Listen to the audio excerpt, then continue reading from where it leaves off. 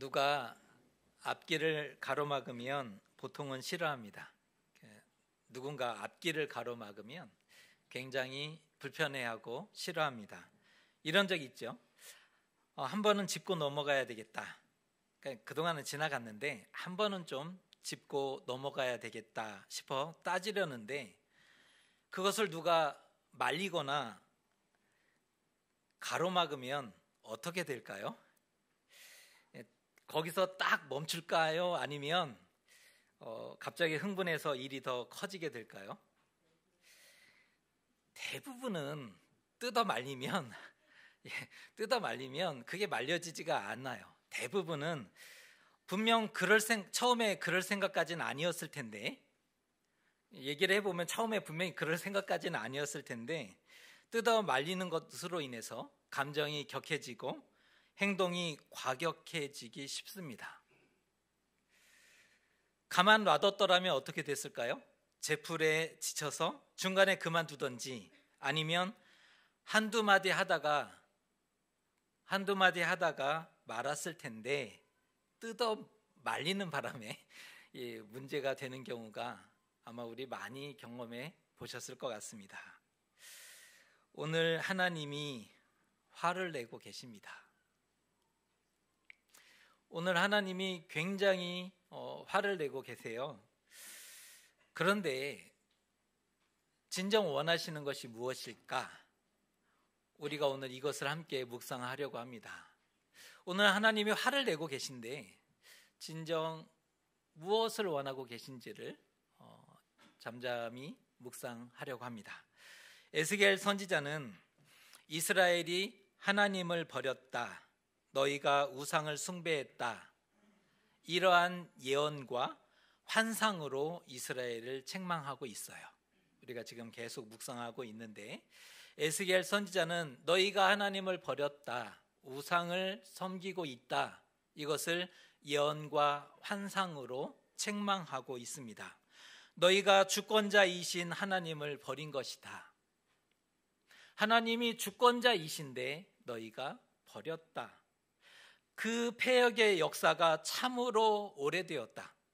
짧게 어떤 일들이 벌어진 게 아니라 참으로 오래되었다 선포합니다.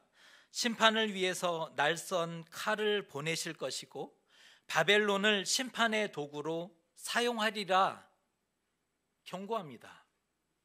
날선 칼이 이미 준비되었을 뿐 아니라 바벨론이 심판의 도구로 그렇게 쓰여지리라 경고하죠.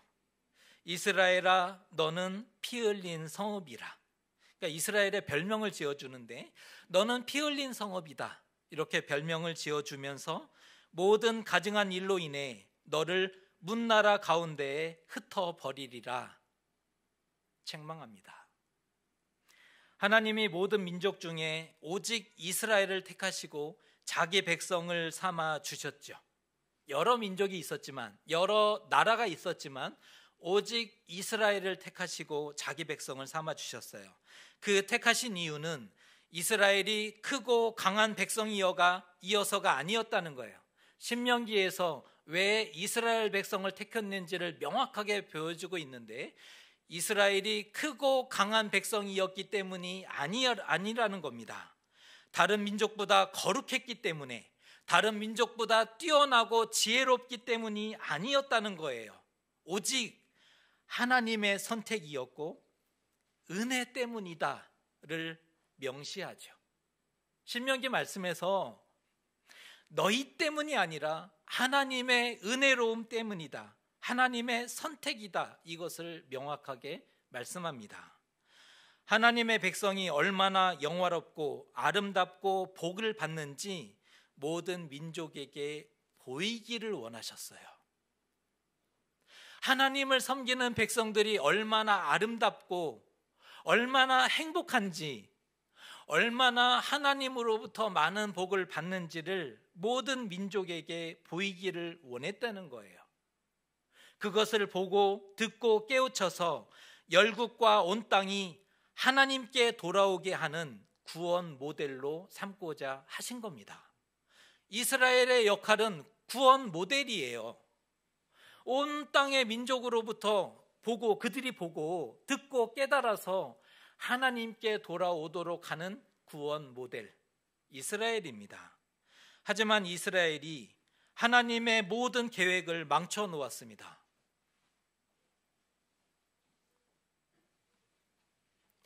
도통 믿음이라는 것을 찾아볼 수 없었어요.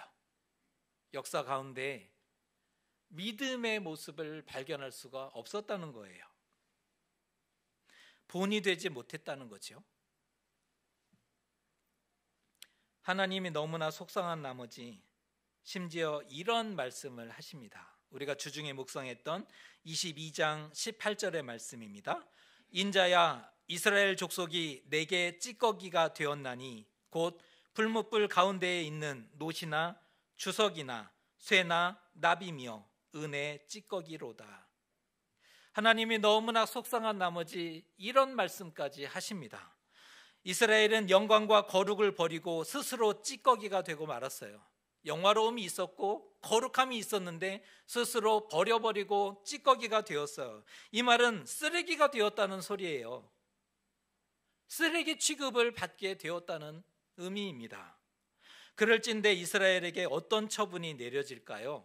이런 이스라엘에게 어떤 처분이 내려질까요? 내일 무엇이 기다리고 있을까요? 그들에게 내일 무엇이 기다리고 있을까요? 그럼에도 여전히 영광과 존귀와 좋은 날이 기다리고 있을 것이라 생각하는 이는 아마 없을 겁니다. 이렇게 살아놓고 그럼에도 내일이 우리에게 좋은 날이 오게 될 것이다, 내일 우리에게 행복한 일들이 찾아오게 될 것이다 라고 기대하는 이가 없을 거예요. 다 끝났죠.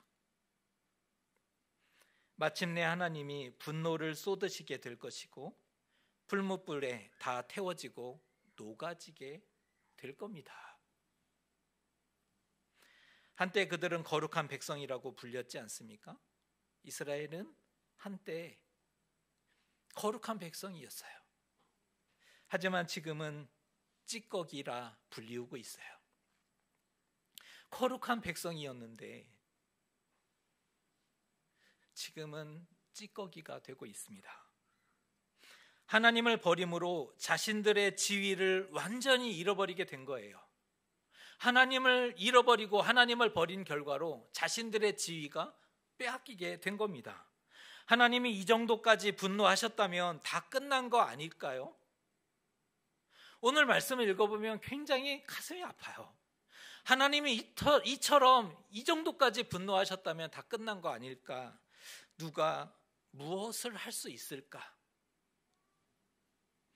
나라의 등불은 이미 꺼졌죠. 백성들은 머나먼 땅에 끌려가 포로가 되고 말았습니다.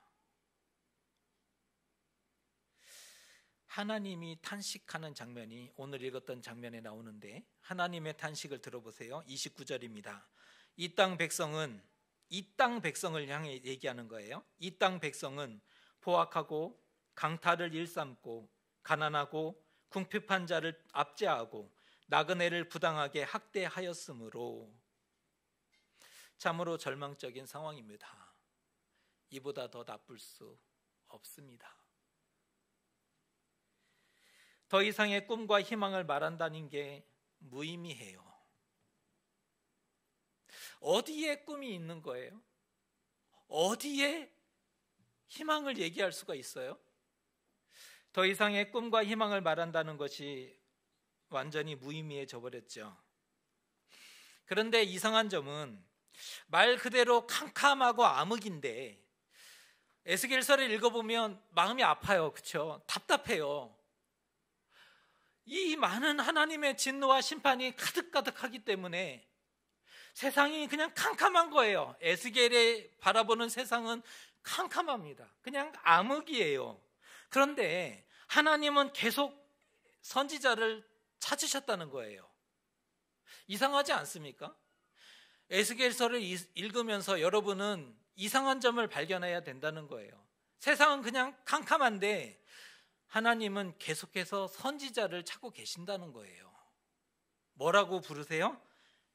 인자야, 몇 번쯤 부르셨을까요?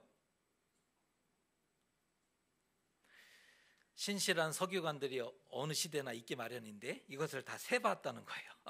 세봤는데 92번, 90번 넘게 하나님이 캄캄한 세상을 향해 놓여져 있는데 하나님이 인자야라고 부르신다는 거예요.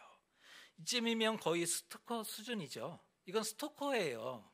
90번 넘게 전화해 보세요. 당장 이 신고 들어가고 잡혀갈 수도 있거든요. 그런데 하나님이 선지자를 향해 90번 넘게 찾고 계신 거예요. 문 두드리고 계신 거예요. 노크하고 계신 거예요. 다 끝났다 했는데 말씀이 계속 선지자에게 들려지고 있어요. 다 끝난 줄 알았는데 말씀이 계속 선지자에게 들려지고 있다라는 거예요. 그러면 끝난 게 아닌 거죠. 하나님의 말씀이 이 어두운 세상에 단 한 사람의 선지자에게 들려질 수 있다면 끝난 게 아닙니다. 에스겔 시대 아직 끝난 게 아니었다는 거예요. 결정적으로 30절의 말씀이 너무나 중요한데 한번 같이 읽겠습니다. 이 땅을 위하여 성을 쌓으며 성 무너진 데를 막아서서 나로 하여금 멸하지 못하게 할 사람을 내가 그 가운데에서 찾다가 찾지 못하였으므로. 이 말씀을 가만히 묵상하면 뭐 하라는 말씀이에요? 이 말씀을 가만히 묵상해 보세요. 무엇을 하라는 말씀인지. 하나님이 누구를 찾고 계신다는 거예요. 하나님이 지금 누군가를 찾고 있다는 거예요. 무너진 성을 다시 쌓아 올리고 온몸으로 막아서서 멸하지 못하게 할 사람을 찾고 계셨어요. 무너진 성을 다시 쌓아 올리고 그 무너진 틈 사이에서 하나님을 막아서서 멸하지 못하게 할 사람을 찾으신다는 거예요. 누군가가 자신을 말려주기를 기다리셨다는 뜻입니다. 하나님이 화를 많이 나셨는데, 분노하시는 건 맞는데, 심판하시는 건 맞는데, 누군가가 자기 자신을, 하나님을 말려주기를 기다리셨다는 겁니다. 가만 안 둔다, 이번이 마지막이다, 절대로 용서하지 않겠다, 다시는 얼굴 볼 생각하지 마 라고 말은 하셨지만 사실은 그게 본심이 아니었다는 뜻이죠. 다시는 연락하지 말라고 했더니 다시는 연락을 안 해. 진짜 나쁜 거잖아요. 누군가 성을 쌓고 성이 무너졌지만 이미 누군가 성을 쌓아 올리고 무너진 데를 막아서서 하나님이 들어가서 멸하지 못하도록 말렸어야 한다. 이 말씀은 살리겠다는 걸까요? 죽이겠다는 걸까요? 살리겠다는 거죠. 악하고 추하고 찌꺼기고 쓰레기 같을지라도 희망이 없어요. 그런데 쓰레기 취급을 받고 있어요. 그런데 하나님은 살리겠다는 거예요. 찌꺼기고 쓰레기지만 살리겠다는 말씀입니다. 하나님이 살리시겠다는데 누가 뭐라 할 수 있겠습니까? 여기에 희망이 있는 겁니다. 여기에 희망이 있어요. 하나님이 살리시겠다 그러면 되는 거잖아요. 지금까지 하나님은 이스라엘을 살리기 위해서 선지자를 보냈어요. 이스라엘을 살리기 위해서 선지자를 보냈죠. 수많은 사람들을 선택해서 이스라엘에게 가서 예언하라고 보냈습니다. 그는 무엇을 하는 사람일까? 선지자는 무엇을 하는 사람인가? 백성들이 하나님을 바라보도록 예언하는 자죠. 하나님을 바라보게 하는 거예요. 세상을 바라보는 사람들에게 몸을 돌려서 하나님을 바라보게 만드는 사람이 선지자예요. 비록 넘어졌어도 다시 돌이키게 하는 사람. 넘어진 사람들을 향해 다시 일으키는 사람, 그게 선지자입니다. 하지만 보냄받은 선지자들은 하나님의 지엄한 말씀을 외치지 않았고 심판을 선포하지 않았습니다. 이상하네요. 우리에게 전해진 이 예언서는 뭘까요? 하나님이 수많은 사람들을 보냈는데 그 중에 극소수가 하나님 말씀을 전하고 그 말씀이 우리에게 전해졌을 뿐입니다. 수많은 사람들은, 수많은 예언자들은 하나님이 보내셨지만 그 말씀을 외치지 않죠. 그들이 무슨 죄가 되었느냐? 그들이 하나님이 판단하기에 무슨 죄가 되었느냐? 그것은 하나님을 반역한 것이다 라고 하나님은 경고하세요. 선지자들이여, 너희는 하나님을 반역한 것이다. 그러면서 하나님이 이런 말씀을 하세요. 사람의 영혼을 삼킨 것이다. 사자가 자신의 먹을거리를 움켜서 죽이듯이 사람의 영혼을 삼킨 짓이다 라고 하나님이 책망하세요. 왜 그렇게 되고 말았을까? 선지자였는데 그들은 바보가 아니었기 때문입니다. 그들은 너무 똑똑했어요.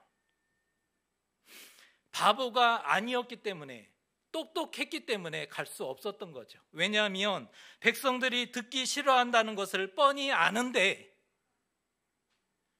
돌을 맞을 것이 분명한데 갈 수 있겠습니까? 똑똑한 선지자들이 가지 못한 거죠. 바보가 아니었던 선지자들이 가지 않은 겁니다. 백성들의 등살에 듣고 싶어하는 말을 해주죠. 백성들이 듣고 싶어하는 말을 해주는 거예요. 다른 말로 하면 거짓 예언입니다. 백성들이 듣고 싶어하는 말을 해주고 그들은 그로 인해서 부와 인기를 얻어냅니다. 선지자가. 그런데 이유야 어찌됐든 영적 책임을 져야 합니다. 그들은 선지자였고 영적 책임을 져야 하는 사람들이 분명합니다.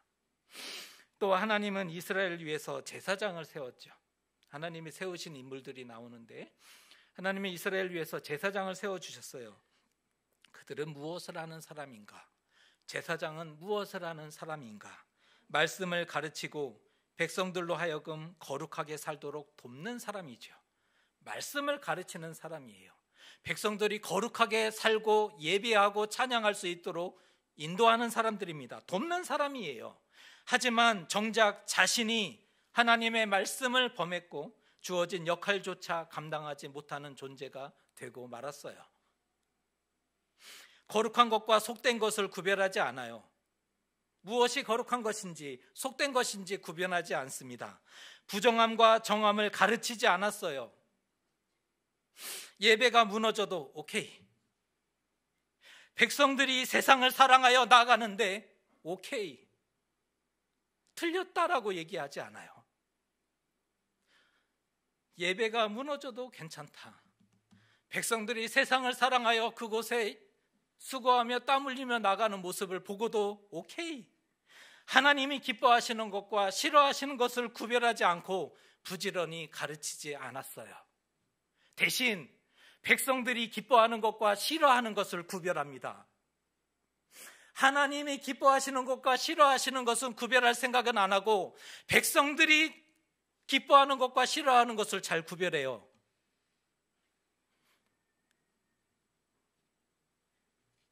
현대의 그리스도인들은 다 그렇다고요?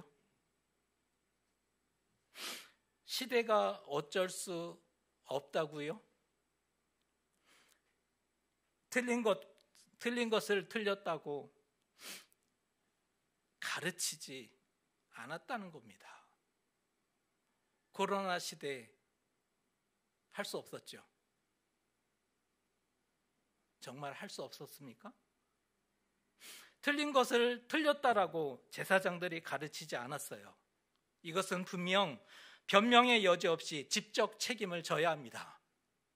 간접 책임 아니에요. 도의적인 책임 그딴 거 아니에요. 제사장은 직접 책임을 져야 할 장본인이죠. 또한 하나님은 이스라엘 위에 지도자를 세워주셨어요. 우리나라의 지도자들과 이스라엘의 지도자는 이게 달라요. 이스라엘의 하나님이 세워주신 지도자는 어떠한 사람인가? 무엇을 하는 사람인가? 하나님 대신 백성들을 다스리고 공의와 정의로운 세상을 만들어가는 사람이에요. 이스라엘의 지도자는 하나님 대신 백성들을 다스리는 사람이고 공의와 정의의 세상을 만들어가는 사람입니다.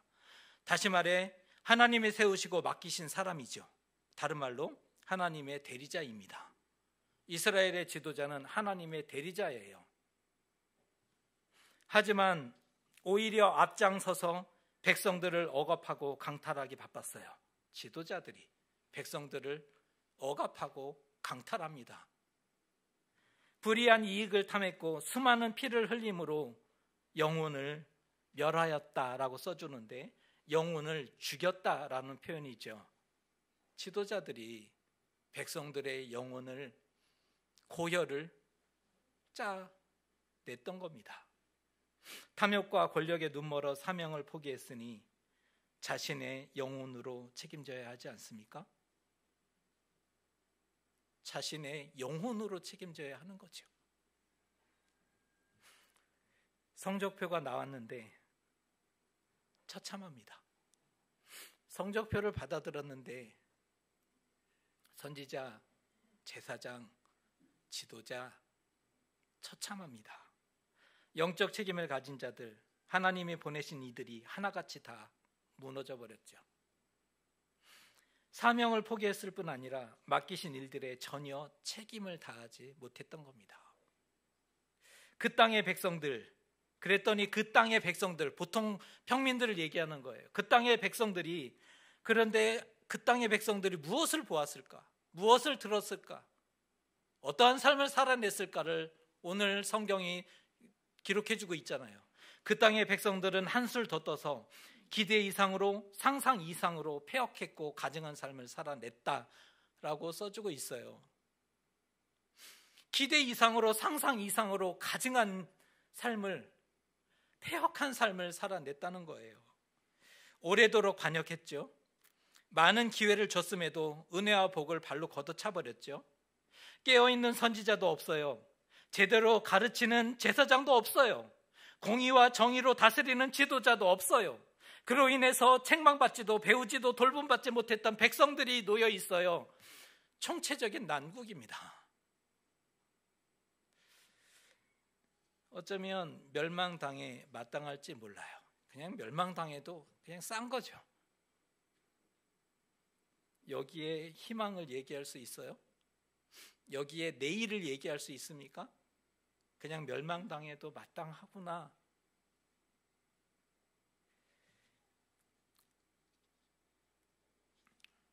우리 이런 얘기 많이 하죠. 할 만큼 했는데. 할 만큼 했다고요? 정말 징글징글하다. 그런 얘기 하잖아요. 두 손 두 발 다 들었다. 정말 대단하다 대단하다 그냥.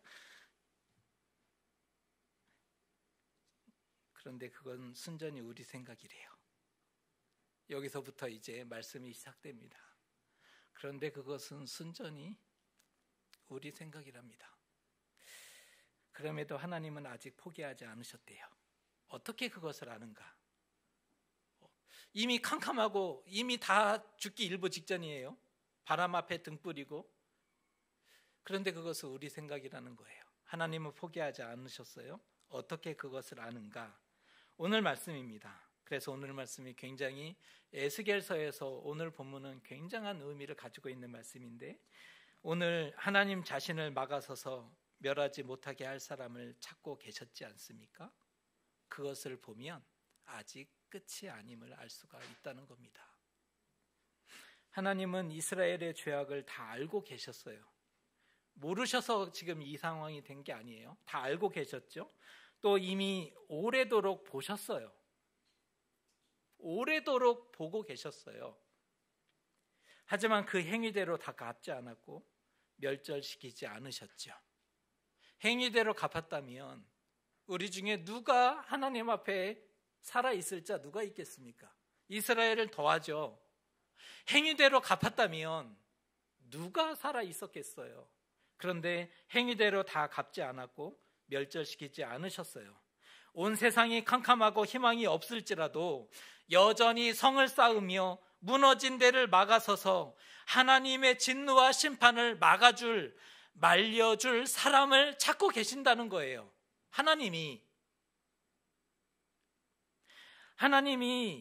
이렇게까지 하시는데 여러분 가만 계시겠습니까? 하나님이 이렇게까지 참아주시고 기다리시는데 여러분 정말 가만 계시겠습니까? 하나님의 그 외로운 마음을, 그 슬프고 아픈 마음을, 이건 슬픈 일이에요. 슬프고 그 아픈 마음을 우리가 알아들이면 안 되는 것일까? 여러분, 그 하나님의 슬프고 아픈 외로운 마음을 우리가 조금 알아들이면 안 되는 것일까요? 네가 가라 하와이. 네가 하세요. 제발 그러지 마시고 우리도 한 번쯤은 진지해져야 되지 않습니까?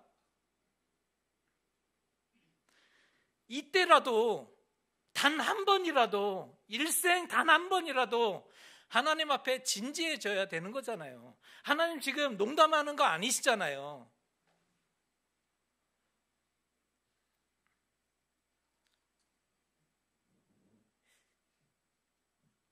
영적으로 진지해지고 한 번은 깊이 생각해 보셔야 합니다.